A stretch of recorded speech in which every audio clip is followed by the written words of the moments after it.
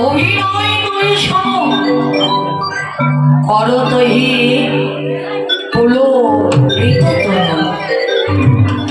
নয়নহি আনন্দের গৌরহরি নয়ন থেকে আনন্দের জল ঝরে পড়ছে। দেখো, চোখ থেকে শুধু দুঃখের জল যে বের হয় তা কিন্তু না বাবা, সুখের জলও বের হয়, সুখের জলও বের হয়। আমরা যে শুধু দুঃখে পড়ে কাঁদি তা কিন্তু না, অনেক সময় আছে মা সুখেও কিন্তু এমনিতেই চোখে জল এসে যায়। কখনো যাই দেখবেন এই জগতের বুকে অতি গরিব বাবা মা, কিচ্ছু নেই, দিন আনে দিন খায়। একটি মাত্র ছেলে অনেক কষ্ট করে ছেলেটিকে লেখাপড়া করিয়েছে, অনেক বড় হয়ে গেছেন, মানুষের মতো মানুষ হয়েছে। দেখবেন যখন বড় বড় জায়গায় ঘুরে ঘুরে ঘুরে ঘুরে একটি যখন বড় চাকরি পেয়েছে, ওই চাকরি পেয়ে প্রথম মাসের টাকা যখন বাবা মার হাতে এনে দিয়ে যখন বাবা মার চরণে প্রণাম করে বলে, বাবা মা তোমাদের কষ্টটা সার্থক হয়েছে, আজ আমি তোমাদের মনোবাসনা পূরণ করতে পেরেছি। তোমরা যে অন্তরে বাসনা নিয়ে যে আমাকে এত খেটে না খেয়ে যে আমাকে মানুষের মতো মানুষ করেছ, আজ তা সফল হয়েছে। এই যে তোমাদের টাকা তোমরাই নিয়ে না। যখন সন্তানটি এই কথা বলে বাবা মার জন্য প্রণাম করবেন না, দেখবেন ওই বাবা মার চোখে কিন্তু এমনিতে কখন যে জল এসে যায় বাবা মা কিন্তু বুঝতেই পারে না। কখন যে চোখের কোণে জল এসে যায় এটা কিন্তু বাবা মা বুঝতেই পারে না। বাবা, এটা কিন্তু দুঃখের জল না, এটা হলো সুখের জল, এটা হলো সুখের জল। কেন? আমি যে কষ্টটা করেছি এই কষ্টটা আমার সার্থক হয়েছে। আমি যে খেয়ে না খেয়ে আমার সন্তানকে যে মানুষের মতো মানুষ করেছি, অনেক বড় একজন চাকরি পেয়েছে, অনেক টাকা উপার্জন করছে, এই টাকাটা আমার হাতে নিয়ে এসে দিচ্ছে, এটা তখন জীবন ধন্য হয়ে যায়। এমন সন্তানকে জগতে আছে কোটিতে দুই একজন, কোটিতে দুই একজন। আজকালকার যুগে এমন সন্তান পাওয়া আর যায় না। যখন মানুষের মতো মানুষ হয়ে যায় কাউকে দু চোখ দিয়ে আর চিনতে পারে না। চিনতে পারে কি বাবা বলুন তো এখনকার যুগে? আর পারে না। ওই যে বললাম কোটিতে দু একজন, কিন্তু কাঁদালে কাঁদিতে হয় এ কথাটি মিথ্যা। ব্যাংকে যেমন টাকা জমা রাখলে ডবল হয়, ঠিক তেমনি আজ যদি আমি বাবা মাকে কাঁদাই আমারও ঠিক একদিন কাঁদিতে হবে। কেন হবে? আমারও তো একটা পেটের সন্তান আছে, সে তো দেখছে আমি কি করছি না করছি। আমি যেমন আমার বাবা মার সঙ্গে ব্যবহার করবো, আচরণ করবো, ঠিক আমার পেটের সন্তানও আমার সঙ্গে তেমনই করবে। যেমন বৃক্ষ তেমনই তো ফল হবে, তাই না? তো গৌরহরি কাঁদছেন, চোখে আনন্দের জল। কেন? ভক্তের সঙ্গ পাবে বলে, ভক্তের সঙ্গ পাবে বলে আনন্দ যেন ধরছে না, কাঁদছে। মাগো, এই জগতে মনে করি যে আমরা শুধু ভগবানকে বুঝি ডাকি, না বাবা, ভগবানও আমাদেরকে ডাকে। আমরা মনে করি কি যে আমরাই বুঝি শুধু ভগবানের জন্য কাঁদি, কিন্তু না, ভগবানও ভক্তের জন্য কাঁদে। কিন্তু সব ভক্তের জন্য তো ভগবান কখনো কাঁদবে না। ভক্তের মতো ভক্ত যদি না হওয়া যায়, একদিন দুই দিন ভক্ত সঙ্গ করতে গেলাম, একদিন দুই দিন সঙ্গ করলাম, ভগবানের নাম একদিন শ্রবণ করলাম, একদিন করলাম, তাহলে কি কৃপা হলো? কখনোই না। এ হলো পূর্ব জন্মে স্বীকৃতি বাবা। পূর্ব জন্মে থাকলে ভাগ্য বিষয় সেটা হয় বৈরাগ্য। ও মা, পূর্ব জন্মে কিছু কর্ম ভালো করা না থাকলে না এক জন্মে সে কোনোদিন কৃপা লাভ হয়। আর এই জগতে দেখবেন বাবা, যারা যারাই ভগবানকে ভালোবাসে আজ তাদের এই জীবনে সব কিছু হারাইতে হয়েছে। ভগবানকে ভালোবেসে কত রাজার রাজত্ব চলে গেছে, কত ধনীর ধন চলে গেছে, কত পণ্ডিতের পাণ্ডিত্য চলে গেছে। দেখবে ভগবানকে ভালোবেসে কত কুলবধূকে কলঙ্কিনী হতে হয়েছে, কতজনকে যে কলঙ্কিনী হতে হয়েছে ভগবানকে ভালোবেসে তার শেষ নেই। এই জগতে যারা যারাই ভগবানকে ভালোবেসেছে, এই জীবনে তাকে যারা আশ্রয় করেছে, জীবন থেকে তাদের সব কিছু হারিয়ে গেছে। ভগবানের কৃপা পাওয়া কি মুখের কথা? দেখবেন একটি স্বর্ণকার যেমন সোনাকে আগুনের তাপ দিয়ে দিয়ে দিয়ে দিয়ে যেমন খাঁটি সোনা বের করে দেয়,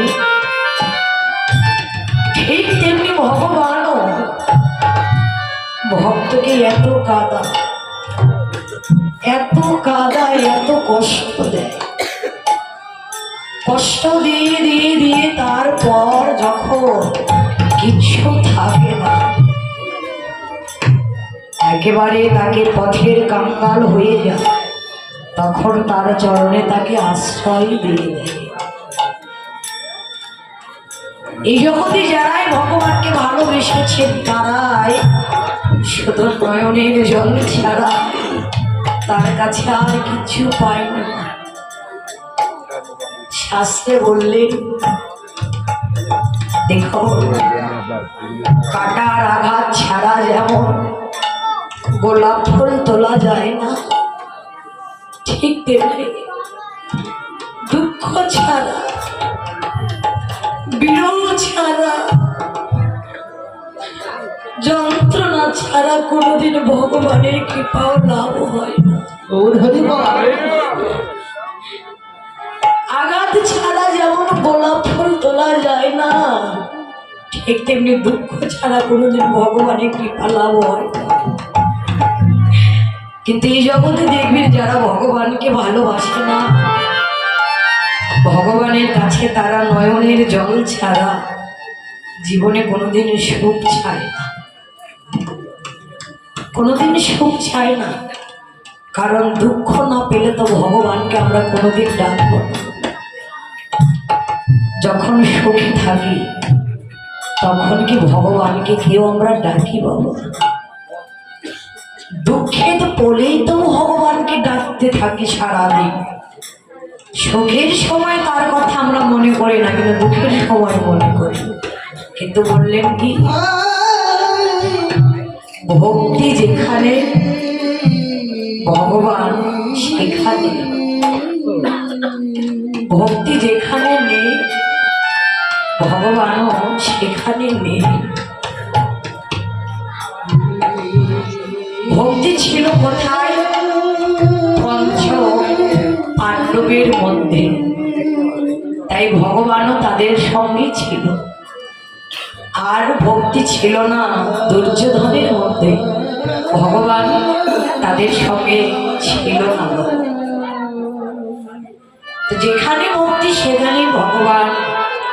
কিন্তু দেখুন, যতদিন দুঃখ ছিল ততদিন ভগবান পঞ্চ পাণ্ডবের সঙ্গে ছিল।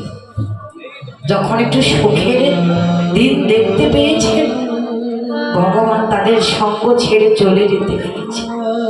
তার ছোট্ট একটি প্রমাণ দেখুন, 18 দিন যুদ্ধ শেষ। এবার ভগবান কৃষ্ণ তিনি মনে মনে ভাবলেন, রাজ্য তো ফিরে পেয়েছে, আমার তো আর প্রয়োজন নেই, এখানে থেকে আমি আর কি করব। তাই সবাইকে ডাকছে, ওগো তোমরা এসো, তোমরা যা চাইবে আজ আমি তোমাদের তাই দিব। ছেড়ে নাও, তোমাদের কার কি অন্তরের বাসনা, কার কি চাওয়া, সব কিছু চেয়ে নাও। আজ তোমরা যা চাইবে আমি তোমাদের তাই দিব। কেউ এসে বললে, প্রভু তুমি আমায় ধন দাও, প্রভু তুমি আমায় জন দাও, প্রভু তুমি আমার নাম দাও, প্রভু তুমি আমায় খ্যাতি দাও। সবাই শুধু বলছে দাও আর দাও। তা দেখে দূরে দাঁড়িয়ে এক দুঃখিনী মা দেখছে আর চোখের জলে বুক ভাসিয়ে দিয়ে কাঁদছে। এই জগতে ভক্ত যদি ভগবানকে ভালোবেসে কাঁদে, ভগবানকে আর দূরে থাকতে পারে বলুন তো? কাঁদছেন কে? তিনি হলেন কুন্তী মাতা, ভগবান কৃষ্ণের সম্পর্কে পিসিমা। কুন্তী মাতা যখন কাঁদছেন, মা পিসিমার কাছে গিয়ে পিসিমার কাঁধে হাত দিয়ে বললেন, ও পিসিমা তুমি অমন করে কাঁদছ কেন? তোমার তো কাঁদার দিন শেষ, আর তো তোমার কাঁদার সময় নেই। এতদিন দুঃখ ছিল তাই তুমি কেঁদেছ, এখন তার দুঃখ নেই। তোমার ছেলে রাজা হয়েছে, রাজ্য ফিরে পেয়েছে, তোমার ছেলে হয়েছে রাজা, তুমি হয়েছ রাজমাতা, তোমার তো এখন সুখের দিন, তোমার তো এখন কাঁদার দিন নাই, তুমি কেন কাঁদছ? কুন্তী কৃষ্ণের কাঁধে হাত দিয়ে বললে, বাবারে কৃষ্ণ সত্যই বলতো, সত্যই কি আমার কাঁদার দিন শেষ? আমার জীবন থেকে সত্যই কি জন্মের মতো দুঃখ চলে গেছে? কৃষ্ণ তুই যে বললি তোর যাওয়ার সময় হয়ে গেছে, কেন রে, কেন তুই এই কথা বললি বলতো বাবা? কৃষ্ণ আগে তুই যেতিস, যাওয়ার সময় বলতিস পিসিমা আমি আসি, তুই জানিস না এই জগতে কেউ যদি বলে আমি আসি আবার ফিরে আসি, কিন্তু কৃষ্ণ কেউ যদি বলে আমার যাওয়ার সময় হয়ে গেছে আমি যাব, সে তো আর কোনোদিন ফিরে আসে না। কৃষ্ণ তুই সত্যই কি আমাদের চির জন্মের মতো চলে যাবে বাবা? কৃষ্ণ ও বুঝেছি, এতদিন দুঃখ ছিল বলে তুই আমাদের সঙ্গে ছিলি, এখন রাজ্য ফিরে পেয়েছে, দুঃখ নেই, তাই তুই আমাদের ছেড়ে চলে যাবে। কৃষ্ণ সেটাই যদি হয়, চাই না এই রাজ্য, চাই না আমি রাজমাতা হতে, চাই না এই ধন। কেন জানিস? কে ধন পেলে জীবন থেকে কৃষ্ণ ধনকে হারাইতে হয়, সে ধন আমি চাই। কি হবে এই ধন দিয়ে বলতো দেখি? যে ধন পেলে জীবন থেকে কৃষ্ণ ধন হারিয়ে যায়, সে ধনের তো আমার কোনো প্রয়োজন নেই। কৃষ্ণ আগে যেমন দুঃখ ছিল, আগে যেমন সর্বদাই কাঁদতাম, ঠিক তেমনি তুই আমাদের আবার দুঃখ দে, তেমনি তুই আমাদের আবার চির কাঙ্গালিনী করে দে, চির চিরকাঙ্গালিনী হয়ে সারাটা জীবন যেন কৃষ্ণ কৃষ্ণ বলে কাঁদিতে পারে। এ জীবনে যে কটা দিন বেঁচে থাকবো সারাটা জীবন যেন কৃষ্ণ কৃষ্ণ বলে কাঁদিতে পারে। কৃষ্ণ বললে শুধু এইটুকু চাইলে আর কিছু চাইবে না। চাইব রে বাবা, আজ তোকে দেখতে পাচ্ছি, আজ তোকে বলে যায়, আমার বলার মতো সৌভাগ্য আর হবে কিনা। কৃষ্ণ, এই জগতে কোনো বাবা মা যদি মারা যায় তার সন্তানেরা তার করণে কৃষ্ণ নাম শুনিয়ে দেয়, বদনে একটু জল দেয়। কৃষ্ণ, আমি জানি না তোর দেখা আমি আবার পাবো কিনা। যেদিন এই কর্ণ দিয়ে আমি আর শুনতে পাবো না,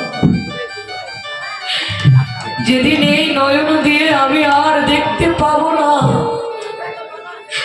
যেদিন এই বদন দিয়ে আমি আর কিছু বলতে পারবো না,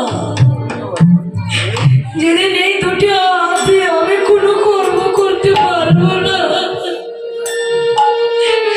যেদিন আমি আমার দুটি চরণ দিয়ে কোনো জায়গায় হেঁটে যেতে পারবো না, যেদিন আমার মৃত্যু সহ্য আমার যেদিন অন্তিম কাল আসবে, কৃষ্ণ আজ যেমন তোর বদন আমি দেখতে পাচ্ছি, যেদিন আমার এই দেহ থেকে প্রাণ পাখি বিদায় নিয়ে চলে যাবে,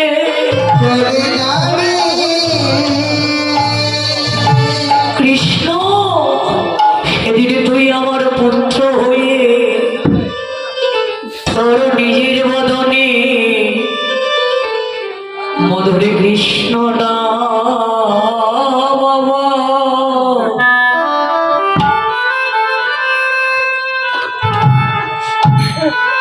আমায় শোনায়,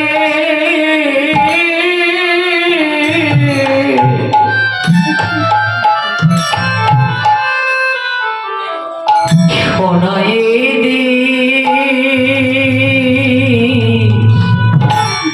হে